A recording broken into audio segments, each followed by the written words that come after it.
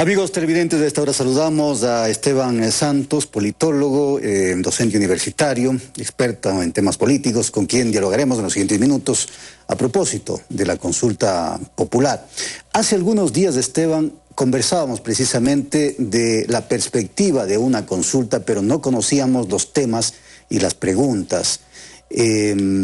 Obviamente en este momento hay criterios y criterios sobre el contenido de la consulta popular. Pero ya conociendo los temas y las preguntas, insisto, ¿cuál es su visión de lo que podría pasar con esta consulta popular? Bienvenido. Hola, Fernando, gracias. Buenos días. Bueno, lo primero creo que hay que hacer una visión, un análisis político de cómo inmediatamente contestaron pues las diferentes fuerzas políticas a este anuncio del presidente. Tan pronto se presentaron pues estas preguntas, a mí en lo personal no me llama la atención, pero no deja de ser algo que comentar, como inmediatamente, por ejemplo, líderes indígenas, el ex candidato a la presidencia, el señor Arauz, el ex presidente Rafael Correa, inmediatamente salieron a pedir un voto por el no, y lejos de empezar a argumentar jurídicamente sobre cada uno de los puntos, básicamente lo que se ha dicho es, no necesitamos de esta consulta y que sea un no rotundo. Y ya vemos entonces políticamente cómo se empiezan, insisto, a fraccionar las diferentes facciones que vemos quienes en una democracia quieren sentarse a tener un diálogo y quienes dicen que esto no se puede dar porque lo único que quieren es prohibir y no dejar que el gobierno efectivamente pueda tener una oxigenación o pueda tener una legitimidad a través de las urnas. Eso como primer punto. Lo segundo es que muchas de las preguntas pues tienen estas dudas en torno a su legalidad. Hay que entenderlo, que siempre esto tiene que pasar primero por un trámite ante la Corte Constitucional, pero hay que regresar a ver lo que ha sido la historia reciente del Ecuador y por eso es que empiezan estas dudas puntuales en torno a si es que estas preguntas por parte del Ejecutivo lograrán pasar el primer filtro ante la Corte Constitucional. Ahora, claro, será la Corte Constitucional la que determine si es que estas preguntas son para enmienda tal como propone el Ejecutivo, o son para reforma constitucional, o deberían ir a una constituyente. Eso es lo que yo entiendo. Ahora, pero ya la Corte se ha pronunciado en algunos temas. Se me ocurre el de las Fuerzas Armadas. Ya hay un pronunciamiento de... ¿Por qué el presidente insiste en estos temas? Porque escuché a un analista que decía, de todas las preguntas, quizá las únicas que podrían tener el aval de la Corte Constitucional son las relacionadas a los temas ambientales. Las otras no. Entonces, ¿qué pasó en el momento de hacer las preguntas, de estructurar las preguntas? ¿Se equivocó el Ejecutivo o hay una intencionalidad detrás? Bueno, Fernando, está claro que si es que la Corte no avala estas preguntas, sería un retroceso muy importante para el Ejecutivo y para todo su cuerpo asesor jurídico. Efectivamente, ya hay un pronunciamiento expreso ante esto, cuando se preguntó en la anterior consulta popular precisamente el rol que tiene que tener las Fuerzas Armadas. Y un poco el espíritu fue decir, las Fuerzas Armadas están para garantizar la soberanía del Estado, no así para el temas de orden interno. Solo en temas excepcionales se podría pedir este apoyo a las Fuerzas Armadas. Y ahora lo que se intenta es que, a la luz de la inseguridad que estamos viviendo, que esta sea una cooperación constante. Pero claro, ya hay un pronunciamiento en torno a que esto podría ser regresivo de derechos y que sobre todo se podría estar atentando en contra de la seguridad precisamente de los ciudadanos, porque lo que se habla y siempre se ha dicho que la naturaleza propiamente de las Fuerzas Armadas, más que precautelar en el orden interno una seguridad, es tan solo para garantizar la soberanía nacional y que por lo tanto su entrenamiento es completamente diferente.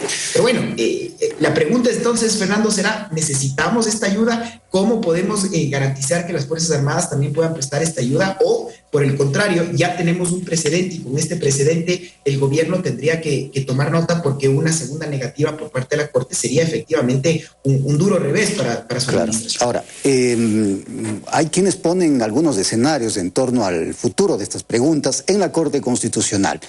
Hay quienes dicen que, claro, la Corte podría negar las preguntas tal como están planteadas y que el gobierno podría decir, sí, o sea, yo dejé esto en la Corte Constitucional y ellos lo han negado y yo... ya no es responsabilidad mía, por un lado. Y por otro, que la Corte Constitucional, tal como sucedió con la consulta de Lenín Moreno, me parece, no cumplió con el análisis de las preguntas, del cuestionario, durante los 20 días que tiene, entiendo, la Corte para decidir. Y claro, esto pasó directamente ya al Tribunal, al Consejo Nacional Electoral. Estos dos escenarios, ¿cree usted que se podrían dar? ¿Coincide con estas visiones?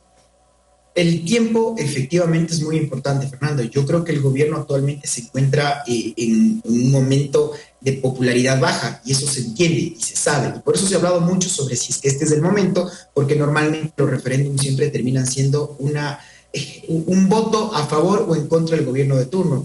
Con Sixto Durán Ballén se vio esto años seguido, como con año A me aprueban todo y al año siguiente yo tengo una desaprobación mayor al 60% y entonces no se aprobaron mis preguntas.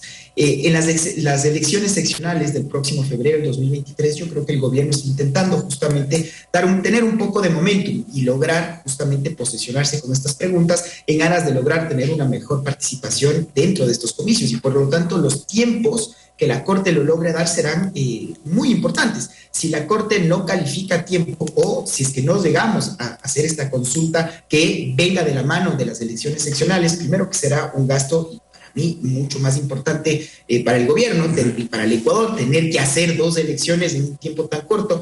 Y lo segundo viene justamente de la mano, Fernando, lo que bien se acaba de mencionar. ¿Qué legitimidad estamos dando cuando empezamos a tener estos choques entre propias instituciones del Estado? Y tenemos, que se diga algo.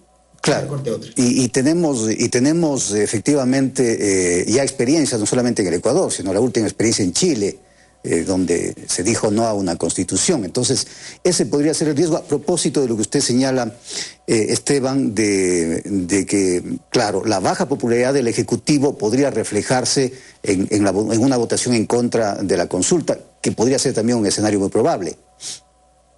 Sí, si regresamos a ver a Chile, como usted muy bien señalaba, Fernando, es un escenario interesante porque gana un presidente que viene justamente del clamor de las protestas sociales de octubre del 19 que vivió Chile. El presidente Boric se encarga y se compromete políticamente a hacer este cambio constitucional, pero claro, cuando se propone una constitución tan apegada a una izquierda, lo que se conoce como este denominado socialismo del siglo XXI, la izquierda en Chile se olvidó que es un pueblo mucho más moderado. Y entonces en Chile se tiene un problema muy serio porque se acaba de decir, negamos esta constitución, sí queremos una nueva constitución, pero viene otra vez todos los problemas de los tiempos, de los consensos sociales, y bueno, ese es justamente parte del vivir en democracia. En el Ecuador tenemos también un problema muy serio de falta de institucionalidad, de creer en nuestras instituciones y de que nuestros representantes están siendo mal elegidos. Mal elegidos digo porque tenemos una asamblea que todos los años lo único que hacen es decepcionarnos aún más. Entonces la pregunta, Fernando, es, ¿necesitamos bajar el número de asambleístas o necesitamos subir la vara de quienes lleguen efectivamente nos puedan representar? Y por último, como muy bien se señala, vamos a seguir en estos dimes y diretes en torno a lo que diga una institución que se pueda pelear con otra,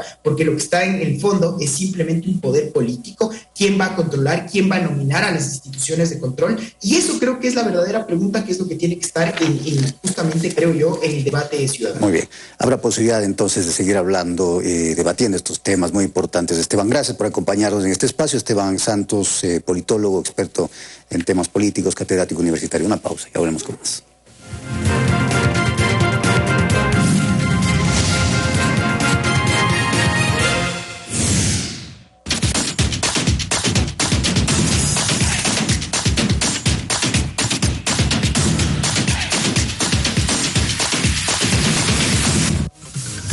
Mantente al día con toda